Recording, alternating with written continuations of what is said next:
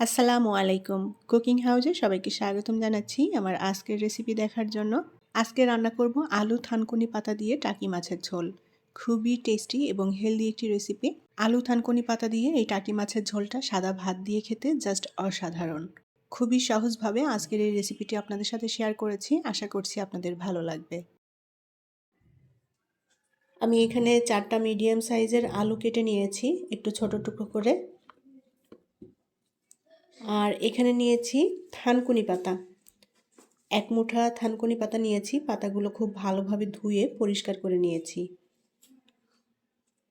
সাথে নরম যে ডাঁটা আছে ডাঁটার অংশটা সহ নিয়েছি। চাইলে ডাঁটাটা ফেলে দেওয়া যায়, তবে ডাঁটাটা ফেলছি না, এটা নরম ডাঁটা।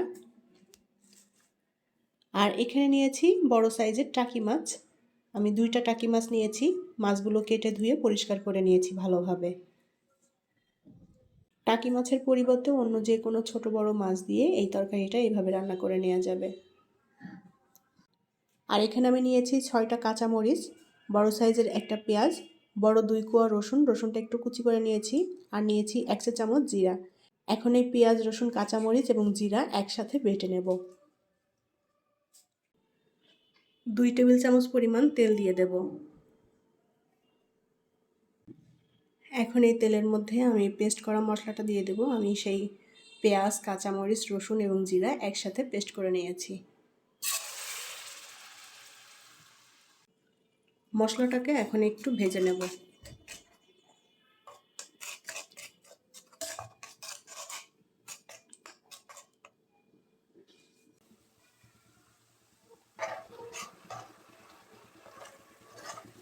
মশলাটা আমি হালকা ভেজে নিয়েছি।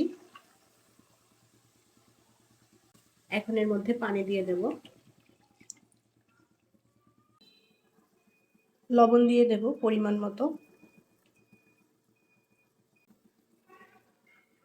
হলুদের গুঁড়া 1/2 চা চামচ। শুকনো মরিচের গুঁড়া দিয়ে দেব 1/2 চা চামচের একটু কম। মশলাটা এখন সুন্দরভাবে কষিয়ে নেব।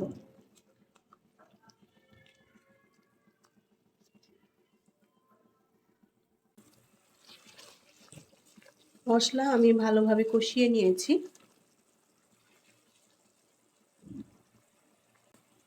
এখন মশলার মধ্যে আলু দিয়ে দেব।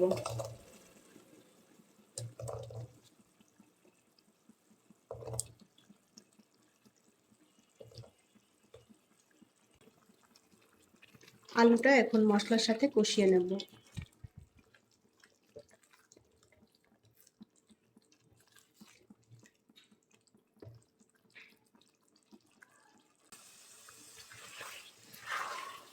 মশলার সাথে আলুটা আমি 2 মিনিট কষিয়ে নিয়েছি। পানি দিয়ে দেব আলুটা সেদ্ধ হওয়ার জন্য।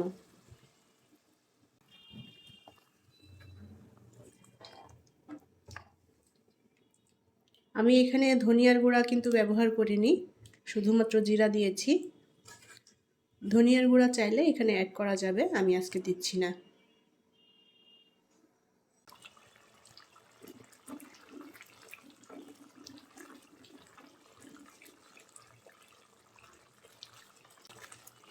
আলু মোটামুটি সেদ্ধ হয়ে এসেছে।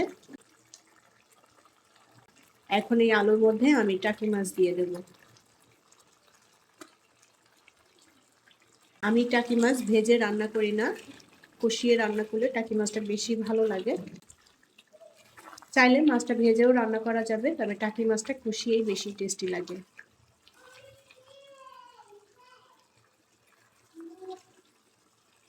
আলুর সাথে সুন্দর করে কষিয়ে নেব মাছটা।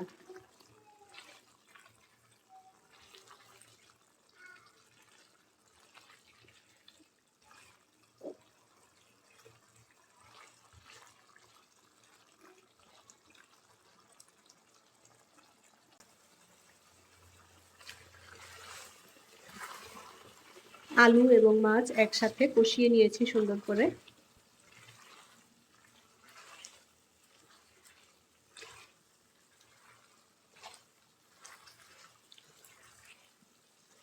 আলতো করে নাড়তে হবে যেন মাছগুলো ভেঙে না যায়।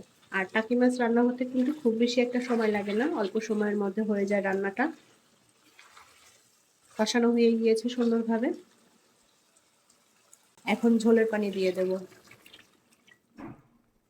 ঝোলটা একটু পাতলা টাইপের রাখবো, সেভাবেই পানি দিয়ে দিলাম।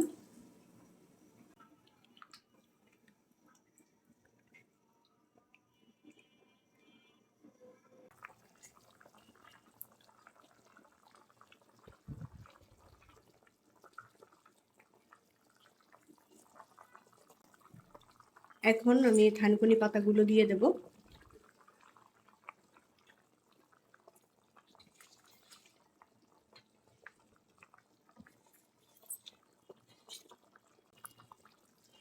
থানকুনি পাতা আর আলু দিয়ে এই টাকি মাছের ঝোলটা খুবই টেস্টি আর হেলদি একটি রেসিপি। এখানে আলু বাদ দিয়ে শুধুমাত্র থানকুনি পাতা দিয়েও ঝোলটা তৈরি করে নেওয়া যায়, তবে আলুটা মিক্স করে দিলে বেশি ভালো লাগে। থানকুনি পাতা দিয়ে নেড়েচেড়ে মিলিয়ে দিয়েছি। এখন আরও 5 মিনিট মতো রান্না করে নেব।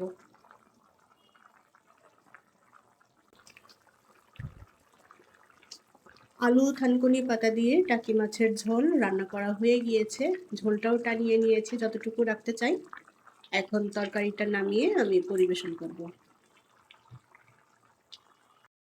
তৈরি হয়ে গেল আলু থানকুনি পাতা দিয়ে টাকি মাছের ঝোল। খুবই টেস্টি এবং হেলদি একটি রেসিপি। আশা করছি আমার আজকের রেসিপি আপনাদের কাছে ভালো লেগেছে।